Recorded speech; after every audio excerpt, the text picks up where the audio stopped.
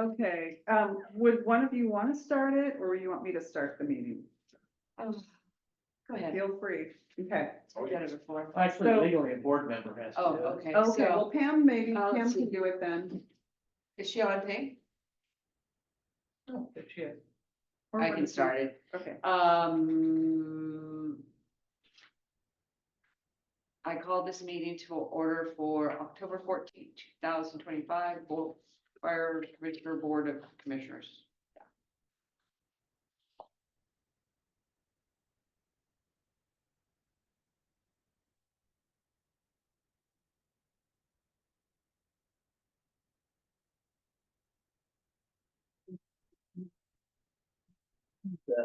Message again. Yeah, I know. This is okay, because we're just doing it for this meeting. I don't really use it much, but I do use it if we have a guest speaking. It's helpful to capture some stuff, but.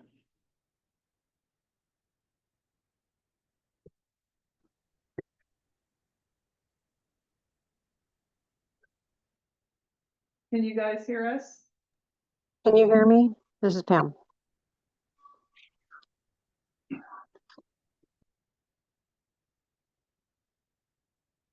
Are there any public comments? Chief's report. Thank you. I had a chance to send that out last week. And would ask if there were any questions or comments about the report.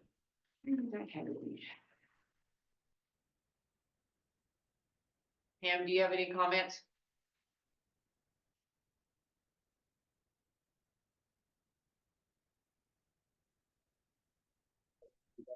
So we had BLS transport in there. Pardon? I saw we had a BLS transport in there.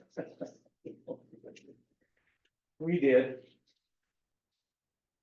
Okay, so Dan, do you have any comments I on do. that? Thank you. No comment. Okay, so then, Chief Grant, for me, IRS status. Yeah. Here's your friendly All right, thank you. cheat sheet for you. Sir.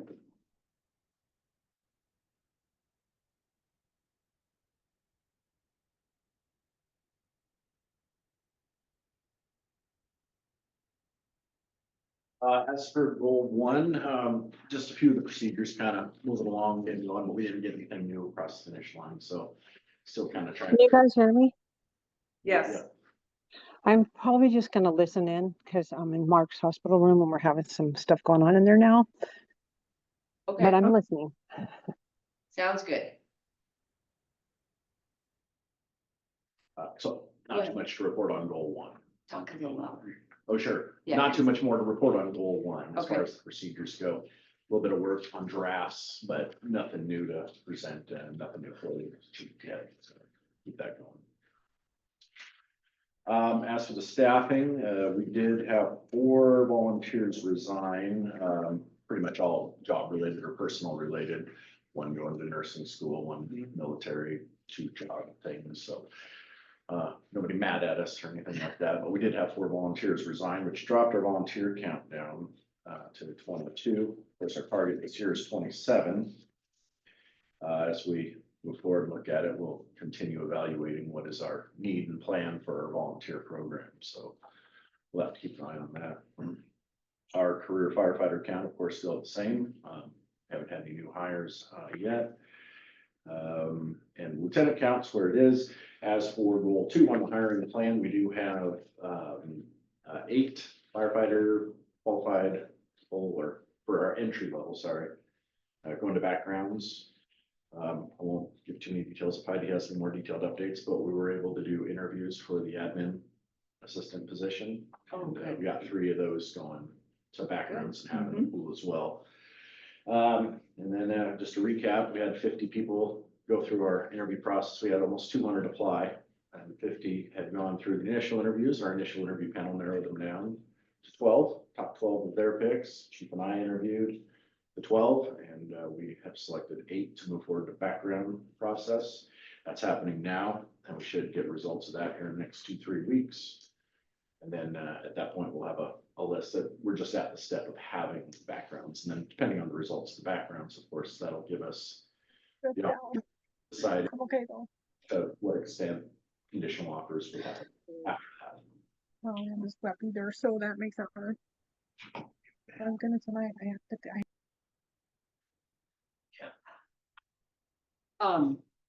So if there's any questions, please go ahead. So of the 8, are any of them from our actual volunteer staff at all? Yep, Okay. yep. If there's, And do we have any of them that are from out of the, have the area. out of the area? Yep, yep. I think, two of ours are volunteers and then others would apply elsewhere. Of those 8, still planning on making 5 offers. That might- That's the goal at this point. Okay. This AV, with the lack thereof, flight company. Talk about that later. Good. I'll defer that. Defer that till later. Does any, you guys have any questions? Any other questions? Okay. Rules updates, budget policy. Okay. Can you put that up on the screen for me? And was that keyboard?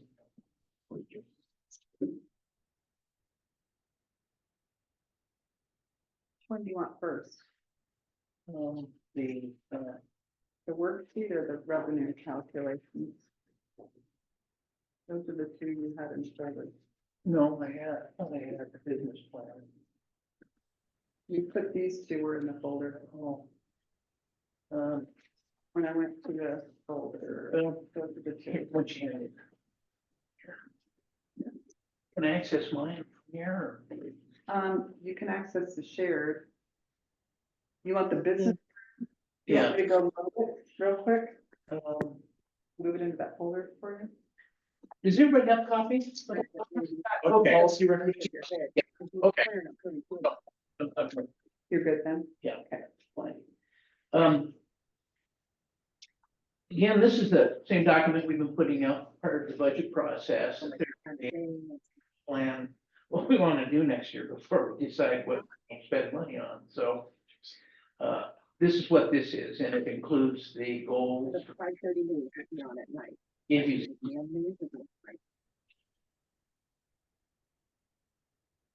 I'm certainly next time. What?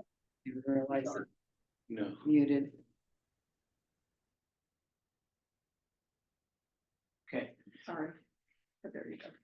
so the first part of it, I won't spend a lot, well, first question, you all had a chance to read it, right? Okay.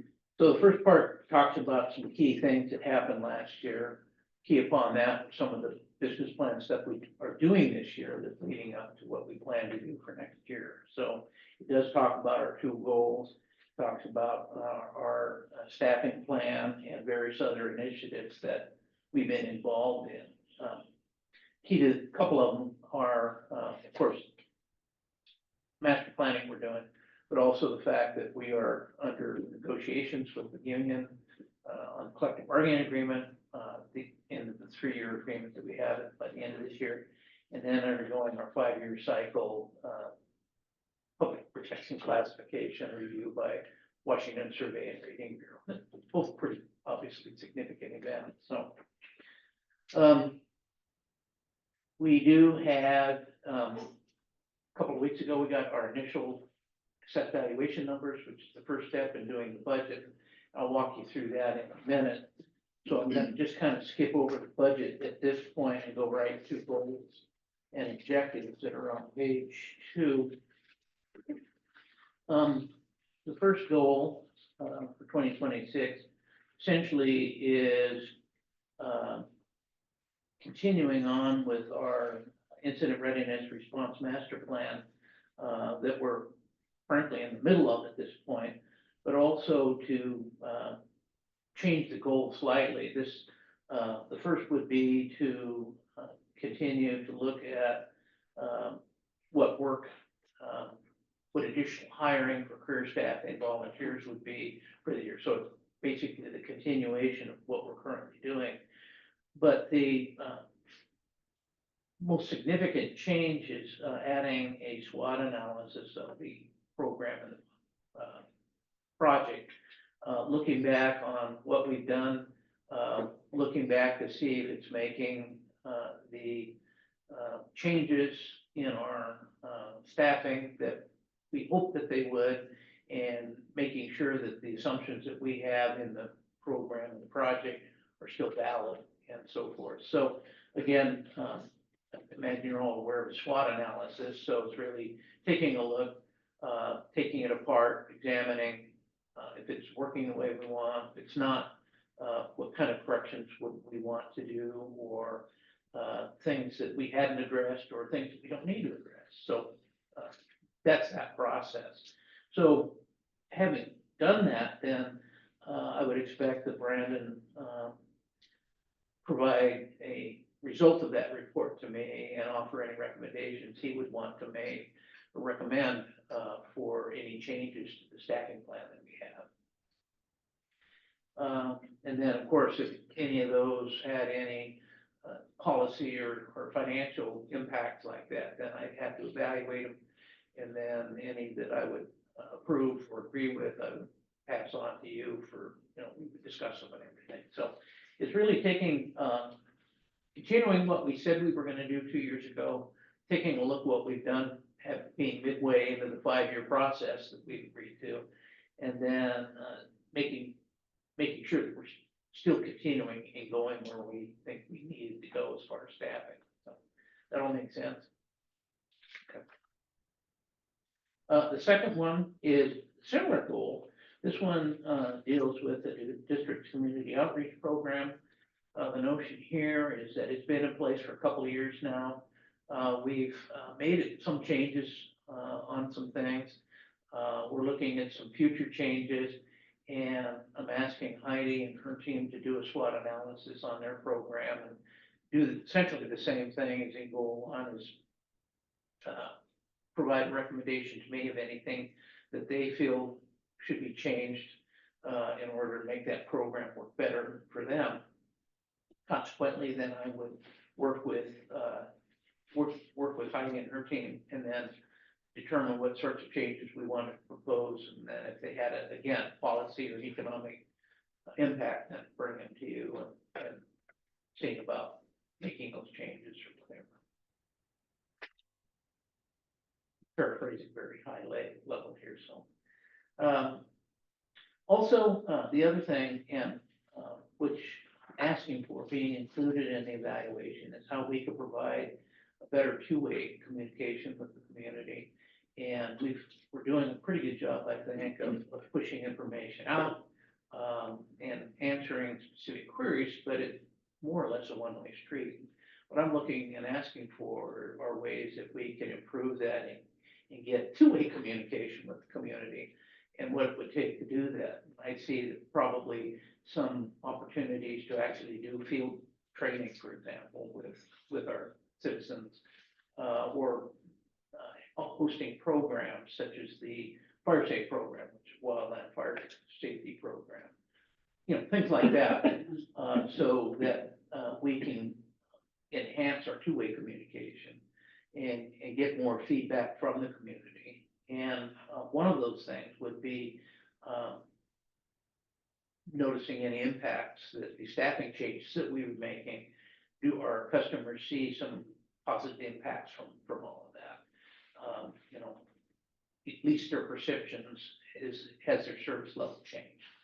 Have you ever thought about putting out a questionnaire, type thing in the newsletter that people would want to, questions for you? Community, what do you think of this? I mean, It could be a combination of things like Yeah. that. We've talked in the past of leaving little comment cards, like some, restaurants or something you go to. yeah. There could be a myriad of things to do that. So Yeah. yes, that's the sort of thing that I want us to talk about and try to implement into the COT program. So. But this would be as a result of looking, doing the SWOT analysis, looking and providing a recommendation to me, and then actually focusing in on interactive communication with the community and so forth.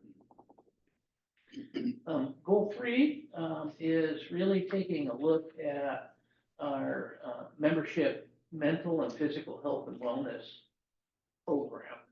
And it's more than just the health and safety program we currently have. It's trying to really begin to delve into proactive work and helping our members and their immediate families not only have opportunities to be proactively healthy, promoting a good lifestyle, having resources for families, but maintaining a healthy lifestyle and good mental health and so forth. So it really is taking a look at what's out there currently, not just in the fire service, but looking broadly, hopefully, and canvassing what's available out there for that type of a function. And then having Derek and his team work on capitalizing that and looking at things that would be applicable and then providing a report to me and ultimately to what I'm looking at as an ad hoc committee to look at and evaluate the possible programs that might be available. And the goal here would be to have at least some initial fairly robust, proactive physical and mental health and wellness programs to set up for 2027. I think this whole year will be, 26 will be a year of looking at what's out there, what's applicable to us, what can we do, and then basically setting up those programs for implementation in 2027. So are you looking at bringing outsiders in that will help them, like if there's a big accident or something, that somebody that is trained in that field to come in and work with the staff? Yes, I think it's actually beyond that, though. Actually, I think, and Derek can, Derek can, speak more about this, but I think we have pretty effective reactive resources right now. I think we've got things in place when a bad thing happens. We have resources and systems in place that can kind of address that. This is kind of going the next step. This is trying to help people. Well, it's more of a preventative measure so that people are thinking proactive health and, maybe thinking about better diet back in the kitchen or more use of our exercise facilities or those sorts of things. Engaging families into this process so that it's not just a member, but their immediate family has the opportunity to engage in these proactive physical and mental health things. So it's one step of recognizing. But one of the really big emerging things that's happening in the world now is more and more mental things that's happening to people. And we're having the employers having to take a role in that, making sure that our members can be effective, can be here at work and do their job safely and so forth. If they themselves are healthy and their immediate family is healthy. So yes, we have, I think, a good reactive system to those types of things. But really, this is kind of going the next step out. That makes sense. Yeah. I'm sorry, was there any questions, more questions on any of this? You want to talk about this? Yeah. The last goal is actually a continuation of this one and continuing to hold Brandon's poor feet to the fire and getting those damn policies done. I want to get these operational pieces done, so they've been needing some needed to be addressed for many years. Some of these quite old. Our operating system that we have now is significantly different than it was 5 years ago, and we just need to address that. And one of the things really that Brandon's been working on is bringing the types of operational and tactical procedures and policies that we have in line with what's going on in the county. So there's ongoing efforts to standardize, especially like fire ground or tactical types of procedures, so that all departments that are operating on the same incident are doing the same thing, all seeing from the same sheet of news. So That continues to be a big effort. Our district has supported those types of efforts for many years. And trying to bring in that perspective into our updating of our policies and procedures next year. And that's a little bit of a change from what just looking at our own, but looking at our own with a bent towards what the interoperability of all of that would be. This is, again, this hopefully to sustain what we call the classical cycle, and for it was long, painful lesson, but when something needs to happen or change needs to be made, where do you start that cycle, if you will? And for many years, the cycle was that there was a new toy out there that we just had to go out and buy. So we did. And so we got the toy and it sat there and we all looked at it and said, now what do we do with it? So, so training had a piece and the facility equipment people had a piece and that. And so we finally decided there should be a logical manner to deal with this sort of thing. So what we're trying to do is have good policy and procedures to decide what the heck we're gonna do and decide what sorts of tools that are necessary to do those sorts of things and what training is necessary. So that there's an orderly cycle of our policy decision on what we do, really driving what we need, the tools that we need to do it and the training we need to do it. And then there's a continuous feedback cycle of things that change. We have to go back and examine the policy. Does this piece of equipment work or does this style of training work anymore? And really have a properly arranged cart and horse. Truly having a horse in front of a cart this time. So this is another big piece of that too. And I think Brandon has made it real clear to folks as he's gone through this, looking at our policies and procedures over the last 2 years now, actually, in thinking in those terms. And I think it makes a lot more sense doing it. So those are the 4 goals and sets of objectives that we have, and I'm promoting, or recommending that we adopt 2026 in the document. Is there any other questions on the goals and objectives? No, looks like you got it laid out pretty nice. Okay. And then the rest of it is basically narrative, talking about, again, our community connections that we're working hard to continue to enhance. This describe community risk assessment, and one thing I do want to add is that in 2026, in fact, I just came from a meeting today on it. Medic One will be looking at conducting a community risk assessment of Thurston County, and which is it's a task that I've been wanting to see for many, many years. And it will help us, I think, countywide, understand really what our risk for service to the community, not fire directly, but EMS related type risk that we have in the community. And really taking a look at what resources are available, and really sort of the same thing that I just explained about, the cycle of idea, policy, and services, deciding what tools are necessary, what training is necessary, and everything, and trying to do that on a countywide basis. So I'm hoping very much that it gets traction and everything, but the Medic One is actually prepared to begin that type of work as early as the first of next month for completion and having this risk assessment done by the third quarter of 2026. So it's starting to get real, and this will play pretty heavily into a lot of the assumptions that we've made in our own district.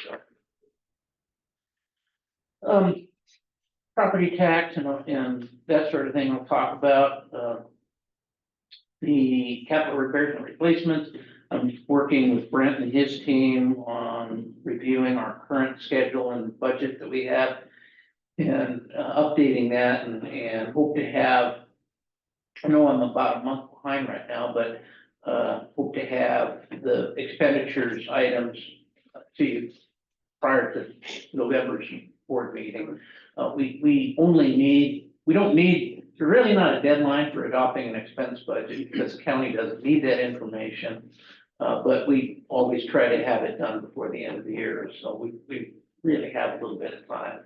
And is that gonna include like any vehicles that we need to replace and equipment and all Yes, that? correct. CNR does, and that's what Brent and his team are looking at, right? So, Yeah, he sent us a update on the new engine. It looks very nice. yeah, it's got red paint on it now. Yeah. Yeah.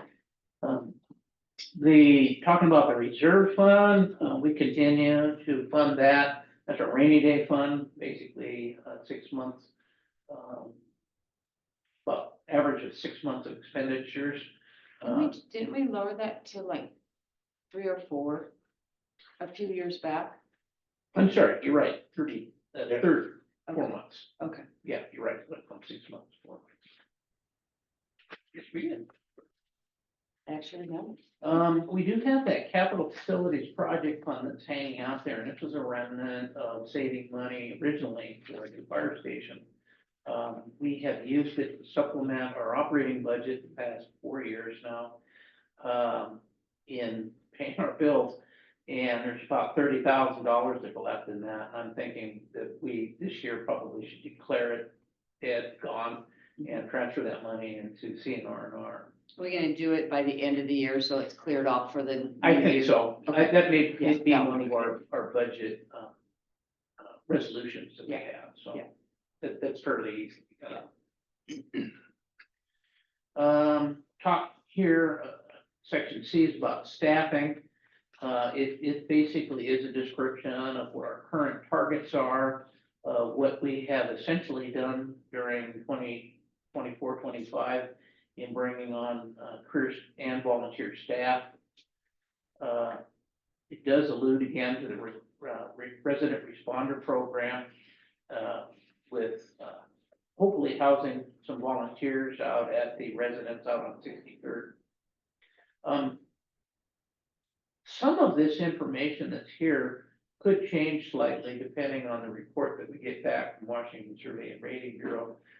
As they do their grading and so forth, they also offer recommendations on things that would at least improve our rating system. I'm not aware of any significant ones, but I do know that our score that we had, our public protection classification from last time was a class 3, which is pretty damn good for a small fire district. Brandon told me that, you know, we could be fairly comfortable that we'll be getting that again. They did have some specific questions about staffing out at Station 82. I think we're addressing those. They were impressed with the improvements that we've done in our documentation for training and health and safety and equipment. Our equipment purchases have improved as well. So we're doing the right things, but again, some of the things that Survey and Rating may recommend, we may want to consider to implement. When do we get that final evaluation from WSRB? Pardon? When do we get that final evaluation from WSRB? For the end of the year. Right? Yeah, they give a 60-day estimate, which should be 3-4 weeks from now, Yeah. if they're on. Before the end of the year. I'm told 3-4 weeks from now. So when you get that rating, I know we send it out to the residents. Is it or community, is the community, then responsible to just get a hold of their insurance company to? You know, it depends. It depends on what insurance company. Some of them are right on top of it. In fact, it's interesting. The last time we went through this, my insurance company lowered my rate before I even got, we got the letter from WSRB. So we make it real clear. Last time we sent out notices via email and social media that we did get a new classification. If you're interested, get a hold of us. We'll prepare a letter that we send out so that they can send it to their insurance company. Frequently, we'll field a phone call from the insurance agent or something like that and share them. So there'll probably be a spat of activity after the first of the year after we get that new letter, but I don't suspect that we'll have any significant changes. Part D on projects, what we will be proposing is completing phase 2 of the Station 83 Fire Protection Project next year. We're almost done, with phase 1, with the pumps and some of the electrical work and so forth being installed. So, this one will be, phase 2 will be more, dirt intensive than the current project or phase that we have. So we want to get an early start in getting the specifications put together bid packages, and get the bidding done as soon as possible, so that by this spring, when we get good construction, well, hopefully get good construction weather, we'll be shovel ready, as they say, to begin and complete that work. The biggest piece of that will be the replacement water reservoir. Getting rid of those big towers. Replacing those big towers and basically going with a concrete, structural concrete risk. What are they gonna do with those towers when they, Well, we'll tear them down and scrap value. I didn't know if the company that's doing it takes them away or if we're That will be responsible. part of the contract, sure. Okay, Yeah, we'll have them remove that, yeah. But the new one will be in essentially the same spot in the back of the fire station. So, but we've got, the thing that I'm frankly excited about, of course, getting the fire protection piece done. We've been talking about it since 2018. yeah, what time? But is, we continue to have significant headaches about wondering where underground lines are, what they are, where they go, whether they're active or not.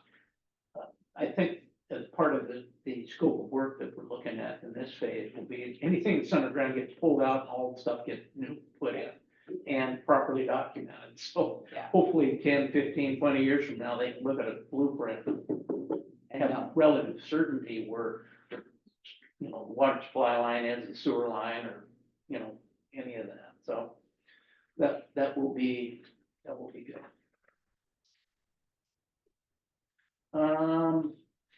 Most of our information technology projects, I think we're done. We're pretty well up to speed on our hardware equipment, replacing actually pieces that come out of date and everything, but by and large, everything seems to be working pretty well. We've installed a new telephone system this year, which was very traumatic. Hopefully it's beginning to work pretty well. So I don't foresee any significant information technology projects.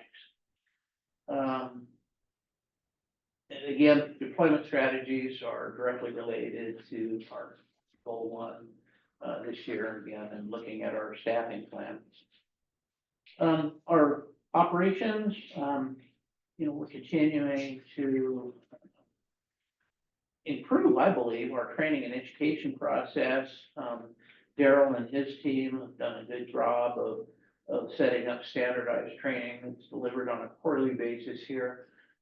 They're now beginning to think seriously and beginning to work with staff on what sorts of improvements we need to be looking at over at the old fire station, which was for many years been set aside as a in-service training facility for us. Makes it really nice because we don't have to take the company out of service to go over there and do some of our routine training.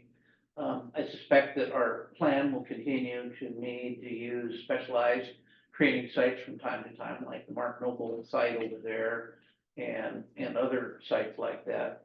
The other change is how we provide training to our new entry firefighters and EMTs. And for our career staff, we've kind of done a pilot this year on the South Sound Training Committee, or what's it called? Yeah. And our new firefighters that we're looking at bringing on will go through that process where they are trained both at EMT and firefighter levels. Will come out basically pretty ready-made responder for us. We're also looking at how we're doing that same thing for our volunteers that we're bringing on. We're not bringing as many volunteers on as we used to do we've adjusted the total target number that we have, so really it will be, the numbers that we will bring on will be basically to supplement and keep us at our target levels for volunteers. And, again, it depends on, the training or experience the volunteer may have had, could accelerate or take longer for that volunteer to come up to speed. The health and wellness, again, we've completed and approved our district health and wellness master plan. We're continuing to practice that, and we are looking at, Derek has established a, I think, very good, system of monitoring physical evaluation, and we've actually contracted out with a vendor who provides that service, and we send the member to that site, and last time we did it at Station 83, and it was like, what, 4 or 5 stations that spent all day, and there was very few parts that weren't touched or squeezed or looked at, so excellent program. In fact, I went through it myself, and I almost passed, but I think it's a great screen for our physical health for that, and I think coupling, that monitoring aspect with proposed health and mental wellness program that we're looking at in goal 3 here, really is, I think that the upside for our members' health is good. I think that's something that we really need to pay attention to.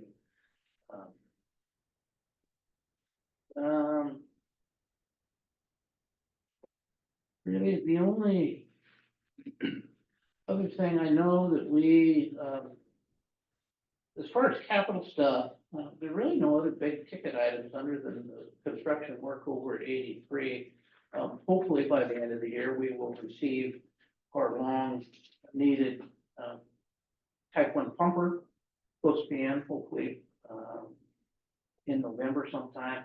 Probably really won't even get into service until shortly after the first of the year. So those are probably. This November, not. I next keep November. asking, well, you saw it's got paint on it, so it's getting close. It's got paint on it, so good sign.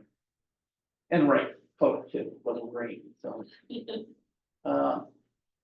Basically, that's the plan. So really, the ask here is, other than the narrative consideration and ultimately the approval of the goals and objectives for next year. So I'm not asking for approval tonight. I just wanted to have the opportunity to roll it out and answer any questions. And as you look at it, we're sharing it with all of our folks internally, and move on. I just have one question. I don't know if this was intentional, you kind of skipped that revenue piece. I just want to talk about. I'm gonna talk about it. Oh, yeah, okay, perfect. Okay. Yeah, We'll get there when we get there. In fact, I've got a presentation on that. Oh, you do? Okay.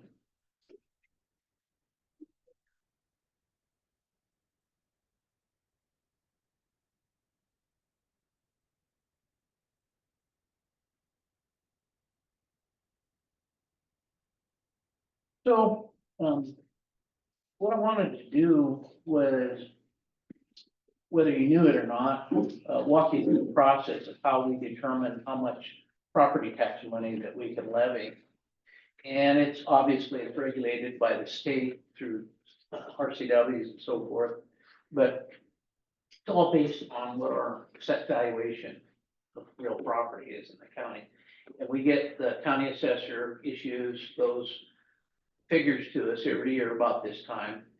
And we'll get different versions of it because there's some corrections made, some additions made. There's people will, file a appeal, and some properties may, their values may decrease and so forth. But generally, we have a fairly good idea of what the AV will be. And we have to build everything out on that. So everybody understands what the assessed value of, okay. So, by law, how we calculate how much money we can levy is based first, and it's a multi-step process, as you see here, is that the first thing it says is what is the preceding year's levy. And for, 2025, it was 5.3. Now, bear in mind, this is 5.3 for our base levy only. There's, now we have, for 4 years, we have two levies. We have a base levy, like we've always had, and we've got an excess levy or an M and O levy, and they're handled separately. In fact, each of them has their own assessed valuations based on laws, and exemptions that, property owners might have and so forth. So actually, they're two different values. You'll see that here in a minute. So, if you start with basically what we got last year, and it actually, the law says the previous 3 years, so with always most previous, it only happened once, in 2008, we had, our values went down. And we had less money in 2008 than we had in 2007, and that was a real pain in the ass. So the first thing you can do with that highest level is you can multiply it by 106. And we can do that because the voters in 2024 approved a levy restoration. And so as part of that, we said that instead of the 1%, which is a statutory maximum that you can increase property tax, they've allowed us to collect up to 6% increase. And that's only by the popular vote of the levy restoration. So instead of 101, we can get 106% of that money, and that equals that amount of money there. Then to that, we add the value of new construction that was booked in 2025. And for us, in 1 year, it was 24 million. And so taking that increased valuation, for new construction, they call it, you multiply that by the levy rate of the previous year, which is 2025, which was $1.50, which means that we can collect an additional $37,000 based on new construction. So it would be 5.6 plus this 37. There's other more minor adds and subtracts in here. One is the increase or the value change in assessed utilities, and that's like power substations, public works facilities, and things like that. So we haven't gotten those figures yet. Generally, that's not a lot of money, but that will be, and we can apply that previous levy rate as well to that. So bottom line, you add all these things up, and it comes up to $5.7 million that we, under that formula, could levy next year. Well, trouble is state law says you can't, we said 106, but you can't exceed it. Mhm. So unfortunately, this number is greater than 106. It's about 300,000 more than we could collect. So it says that because we can't exceed that, we're not able to collect that full amount there. So the next step to that is seeing if the limit is you cannot collect more money than would be assessed at a levy rate of $1.50. So it's 106 or 101 if we don't have the levy, or or 1.5 mil actually is what it is, or $1.50 per thousand. So how do we calculate that? Here's that levy that we just got information on. Says that our total assessed valuation in the district for the base levy is $3.6 billion. And if we try to levy that amount over that levy base, you can see here that we exceed $1.50. It comes out to $1.57. We can't do that. So it says that what we have to do, since we're limited by the 106 and the 150, that based on this AV, we can collect 5.4 million for our base levy. That makes sense? Very confusing. Well, it is. Yeah. Do you have any questions or? No. You go. Okay, See, it's based on either the change in your budget compared to the previous year, or the change in the assessed value of your properties at the 1.5. city plan, right? So what that means is and they call it bait capacity. And when you have a increasing, assessed valuations, this bait capacity is very handy because it means that if you got approval for a 106 or a levy lid, that's money that you could capture in the future, not this year, but ultimately in the future. But because we're limited at $1.50, we're not able to do anything with that. So, again, because it's the lesser of either that number or that number, this is the number that we can levy for regular property tax levy next year, 5.4 million. So Now- where does that excess money that we can't tap into go? It stays in your wallet as a taxpayer. Okay. I'd love to see that really happen. Well, or it goes in some other fund. So the The lower, fire district doesn't get it. the lower rate for assessed value, because everybody seemed to be expecting the increased rate like they do every year on average, because it's so. Hold that thought. Okay. Hold that thought.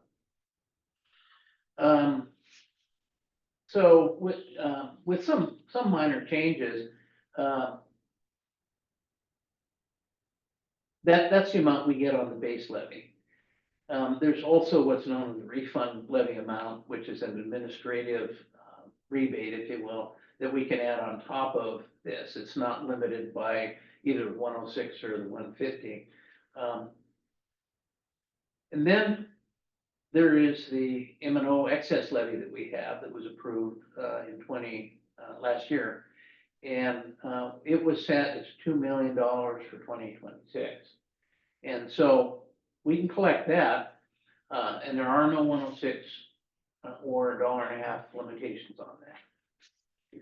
So what that ends up being is that with the combination of all of those, we can collect a total of $7.4 million next year. Combination of our base levy and our excess levy. And what that looks like rate-wise, levy rate-wise, is $1.50 for our base levy and 56 cents for our M&O levy. So the total levy rate would be just shy over $2.06. And from that levy rate, we can collect the $7.4 million. And those are the numbers that we would certify on our reports to the county in November. We do that? Mhm. Yeah. So with that amount, now if you add what our balance is in our general fund, how much then total do we have? Because you'll have the ending balance of the general fund. Well, what we try to do, correct. We try to treat the balance, the carryover balance, if you will. Yeah.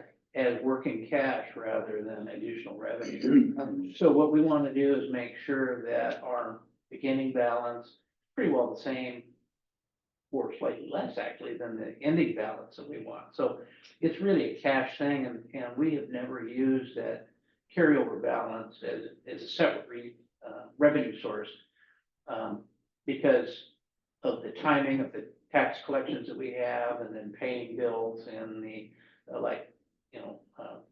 January, February, March, before we get our spring tax collection. So how much do we typically have to carry over at the end of the year? Well, I think our plan is, well, it's in the monthly report every.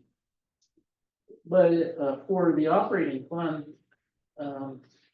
it is, we plan to have about 1.6 million. Okay. So, and as we construct our budget for 2026, I would want the ending balance 2026 to be about that amount. So when we figure our budget, are we figuring it strictly on that and not our carryover? Yes. Okay. Yes. There are other revenues that we have. There's like rentals and contracts that we have and government money that we get from the school districts and the medic one and so forth. But it really, between these two numbers, this, our base and M and O levy, it's about 85% of our total revenues. The other funds are only about 15% total, so it's not significant, yeah. So the problem, as I saw it, as we went through our 6-year or 5-year plan, starting actually in 23, 24, 25, trying to assume what future AVs would be, so we could estimate what our revenues, property tax revenues would be in the outer years. And that kind of guiding how much we could spend, you know, because we can't spend what you don't get. So our, that was based primarily on historical evidence that we had. And that's what I've been doing since I started doing this many years ago, was using as good a historical information we had on our AV growth, and then kind of counseling that with at least reasonably known trends for the future, like do we see the housing market slowing down here in the district, or, you know, where is values going, you know, all of that sort of thing. And District 8 has had the past 20 years significant in-place growth, as the values of the properties in our district are pretty high. And they,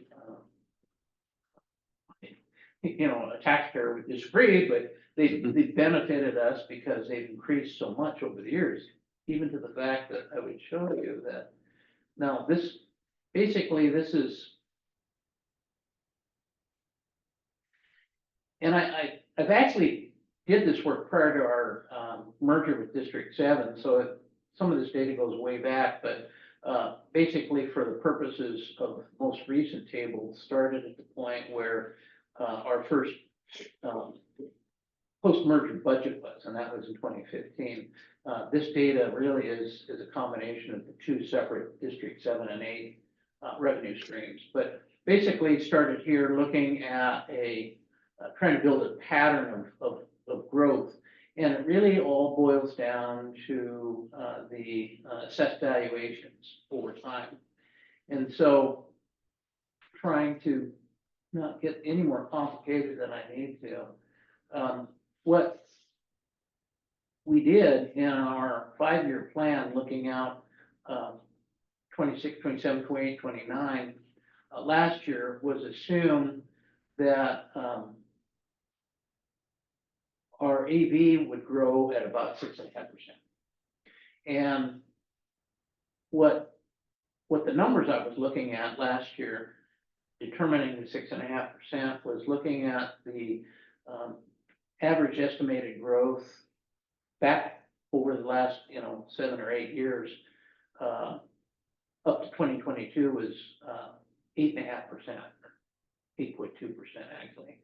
And then looking a little more macro or micro, from 23 to 26, there was an average of a 7.5% growth of the AV, dealing only with the AV at this point. Over the years, since the merger, the average is a little over 11% total. And by looking at it, taking all the years where there was some aberration of growth like that, it was up around 4 or 5%. But last year, using the information I had, I said 6%. Let's see here. So, I said that we would be looking at, where am I here? Oh. Here we go.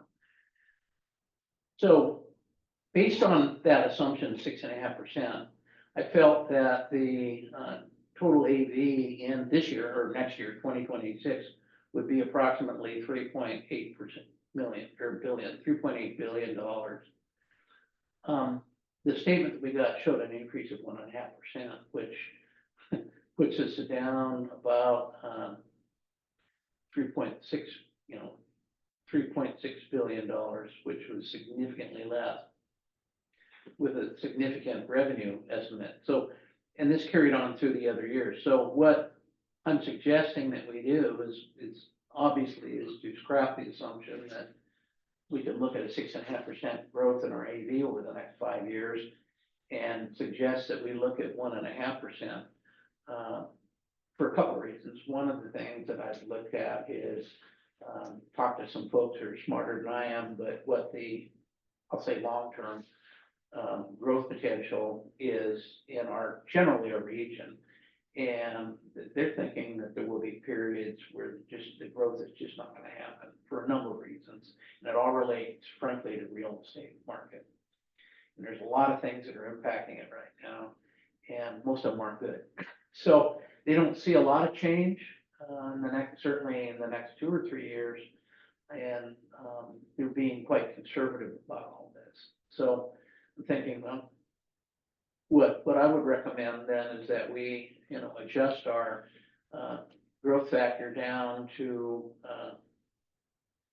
1.5% growth over the next 5 years.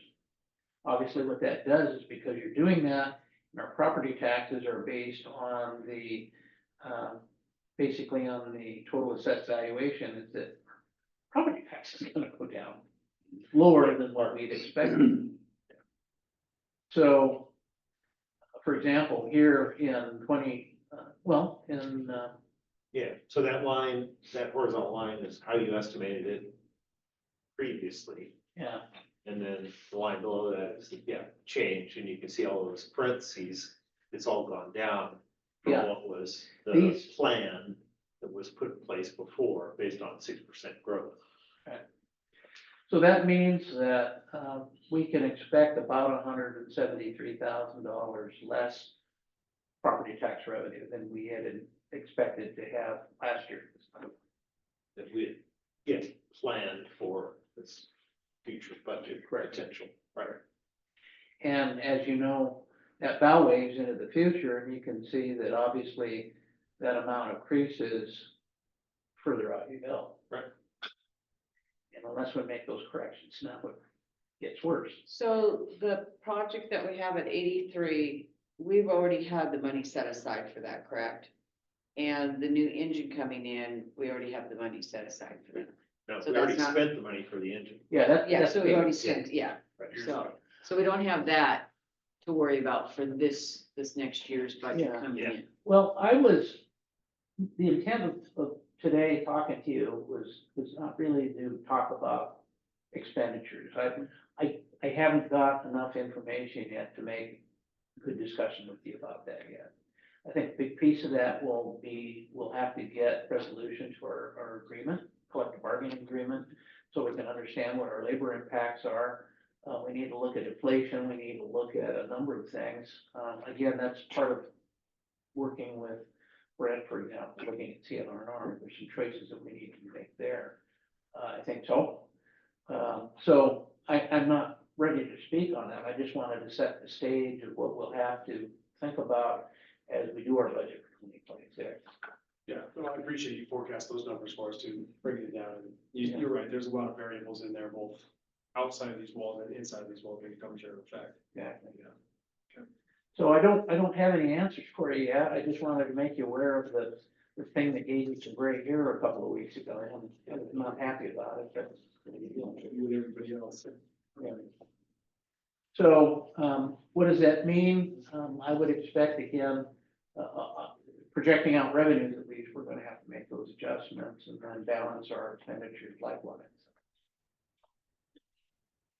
Really, the presentation, be glad to answer any questions. Okay. Thank you for bearing through it. I know it's complicated and esoteric way of doing things, but that's government for you, right? I think you've done a very thorough job, Chief. Okay, so, that's, I guess we're on to the secretary's report. Sorry, I took over for you. Please, and thank you very much. Yes, my apologies for Had to- being late. I didn't remember how the processes work. I was in The real airline slow decided start. I didn't need to get here 3 hours. Oh, you were coming home from the flight? Yes, Oh. yeah, we're 3 hour late, 3 hours late. Okay. So, we had 2 sets of minutes that went out. There were no changes recommended to me for those. Any questions? Nope. Okay, so we need to make a motion. I'll make a motion to approve the September 9th and October 1st minutes. Second it, I will second. all approved? Thank you. Questions on the warrant? Any questions on the warrants? Nope, okay, no questions. Need a motion? Well, I didn't see the warrants, so I'm actually gonna abstain from voting on that. I had read the Do you want to minutes. look at them really quick? No, that's fine. That's, you know, there's 4 of you to make decision on that. It's Okay. Pretty light this month. I feel good making a motion to approve the warrants. And second. All in favor?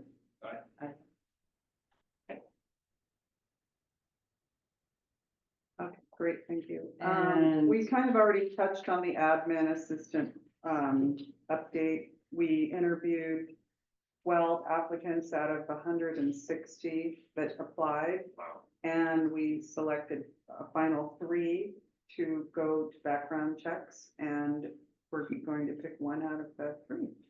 So in the process of that, you're finding somebody that will eventually take over your spot, but are we also looking for somebody to be an assistant to that person at the We same haven't time? really told them, it wasn't advertised as a replacement for me, it was Okay. more, an assistant and somebody that could learn my job in case I was gone. Okay, That's how it was presented. okay, And, a couple people asked the right questions during the interview, and I alluded to that, Mhm. that was our hope, but it wasn't advertised that way. So no, the job is basically going to be a full-time assistant that will eventually be trained, and we don't have a plan for a backup assistant, if that's what you're asking, yeah. so. Um, And then the last thing I was gonna mention is the annual conference is coming up, and you all are, the 4 of you are registered for everything, including your hotel.